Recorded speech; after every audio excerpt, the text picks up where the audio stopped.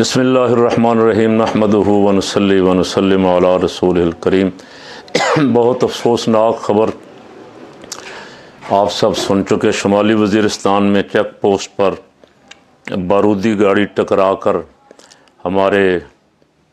جوان lieutenant colonel, captain اور 5 جوان شہید کر دیے گئے، 6 دہشت گرد بھی مارے گئے۔ اللہ ان جوانوں کو رمضان پاک کی برکت سے، جنہوں نے اپنے وطن کے لیے، اپنے وطن کو دہشت گردی سے، دہشت گردوں سے بچانے کے لیے جانیں قربان کی ہیں، اللہ ان کے درجات بلند فرمائے اور ان کے خاندانوں کو صبر عطا فرمائے اور ان کے بچوں کی، ان کی اولادوں کی حفاظت فرمائے۔ دہشت گردی ایک ناسور ہے جو پاکستان میں کئی سالوں سے بہت تباہی اور بربادی لا رہا۔ بدقسمتی سے ہمارے حکمران بکاؤ مال ہیں، غیروں کے ایجنٹ ہیں جو یہاں پاکستان میں دہشت گردی کروانا چاہتے ہیں۔ یہ ان کے پاؤں پڑے رہتے ہیں، ہر وقت بوٹ پالش کرتے رہتے ہیں، ان کی جوتیاں صاف کرتے ہیں، کسی طرح ہمیں وزارتیں مل جائیں۔ ان کو شرم حیا نام کی کوئی چیز دور دور تک بھی نہیں ہے۔ بہت سارے کئی اجلاس ہوئے، کئی کمیٹیاں بنی، کئی انکوائریاں بنی، ان کا رستہ روکا گیا، پھر کسی نہ کسی طرح یہ ان کے سہولت کار بن جاتے ہیں، خود ہی اندر سے ہی سہولت کار بن جاتے ہیں۔ یہ جو سیاسی بونے جن کو حمایت ضرورت ہوتی ہے کہ ہمیں کسی نہ کسی طرح اقتدار مل جائے، امریکہ بہادر ہم سے خوش ہو جائے، تو دعا کرنی چاہیے رمضان پاک کا مہینہ کہ اللہ ان تمام دہشت گردوں کے سہولت کاروں، بے ضمیر سیاستدانوں سے اس قوم کو نجات عطا فرما دے۔ خواجہ آصف نے ایک بیان دیا، جو خواجہ آصف وہی جو کہتا تھا نا کوئی شرم ہوتی ہے، کوئی حیا ہوتی ہے، اس نے پی ٹی آئی کے خلاف بیان دیا کہ پی ٹی آئی والے دہشت گردوں کے حامی ہیں طالبان، یہ ایک دوسرے پہ الزام بازی۔ اور ادھر سے اسد قیصر نے جواب بھی دیا ہے۔ انہوں نے کہا ہم اپنی پاک فوج کی عزت اور احترام کرتے ہیں، پاک فوج کے ساتھ کھڑے ہیں، جو جانیں قربان کر رہے ہیں اور ان کی قربانیوں کو سلام پیش کرتے ہیں۔ اس کا نتیجہ یہ ہے، پاکستان ایسا ملک تھا جس کی طرف دنیا کی نظریں، دنیا کے مظلوم مسلمان پاکستان کی طرف دیکھتے تھے کہ پاکستان ہماری ہیلپ کرے گا، ہمیں ظلم سے نجات دے گا، لیکن یہاں کا سیاسی نظام، سیاسی ماحول بدقسمتی سے، ہماری بدبختی سے، ہماری نافرمانیوں، ہماری بدعمالیوں کی وجہ سے ایسا بن گیا یا بنا دیا گیا، ہمارے اوپر مسلط کر دیا گیا کہ پورے 25 کروڑ کے ملک میں کوئی دیانتدار بندہ نہیں ملتا ان کو کہ جس کو لا کے وزیر اعظم بنا دیا جائے۔ بنانا تو آپ نے ہے، بنا دیں۔ انتخاب کا یہ چکر، فراڈ، دھوکہ چھوڑیں۔ یہ انتخاب اربوں روپیہ، خربوں روپیہ قوم کا خرچ ہو گیا، اور الیکشن کمیشن جس کو جی چاہتا ہے بلا کے 10 دن بعد، 15 دن بعد، 20 دن بعد، اب مہینہ ہو گیا، مہینے بعد کہہ رہا ہے کہ آپ جیتے ہوئے جاؤ موج کرو، اور جس کو مرضی کہہ دیتا ہے تم ہارے ہوئے ہو۔ سیاسی نظام اتنا گدلا ہو گیا کہ یہ آپس میں لڑ کے قوم جو ہے یہ اپنی مدد کرنے کے قابل نہیں رہی، کسی کی مدد کیا کرے گی۔ آج کے اخباروں میں سرخی، سخت مانیٹری پالیسی برقرار رکھیں گے IMF۔ ہمارے حکمران کہہ رہے ہیں ضرورت پڑی تو بجلی مہنگی کریں گے،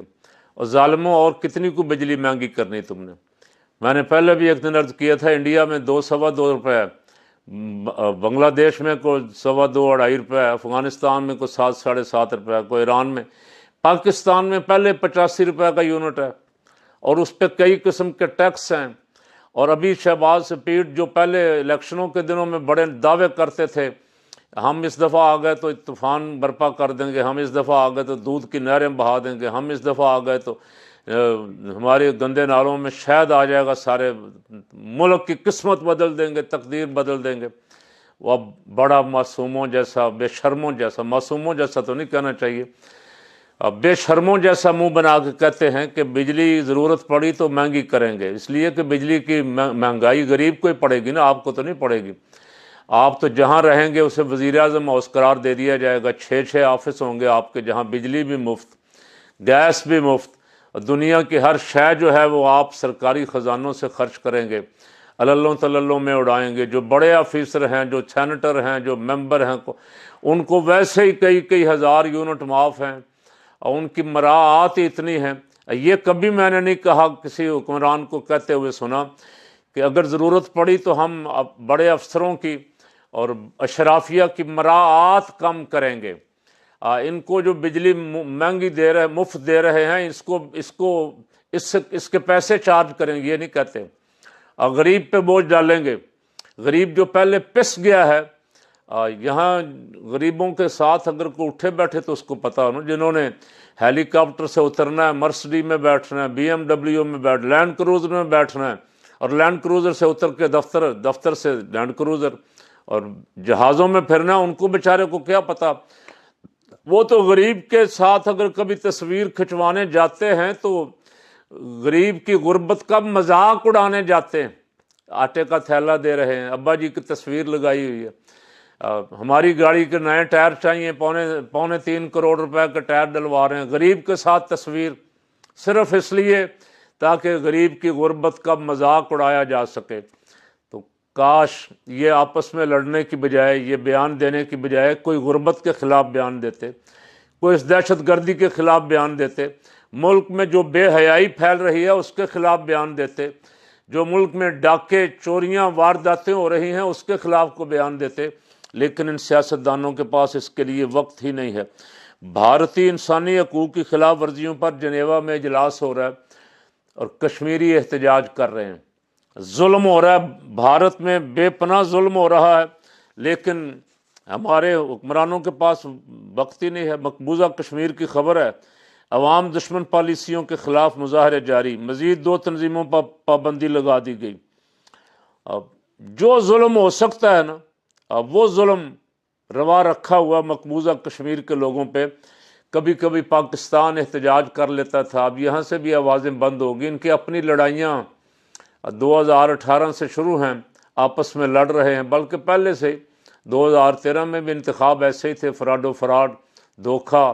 جعلی قیادت لا کے بٹھا دیتے ہیں، عوام ان کے خلاف احتجاج کرتے رہتے ہیں، ملک میں سیاسی استحکام نہیں آئے گا تو معاشی استحکام کہاں سے آئے گا؟ رمضان المبارک کا مہینہ، یا اللہ ان چوروں اور ڈاکوؤں سے اس قوم کو نجات عطا فرما دے، پاکستان کی تقدیر بدل دے، پاکستان کو دیانتدار با کردار قیادت عطا فرما دے، اور اس ملک کی حفاظت کی ہمیں جد و جہد نصیب فرما۔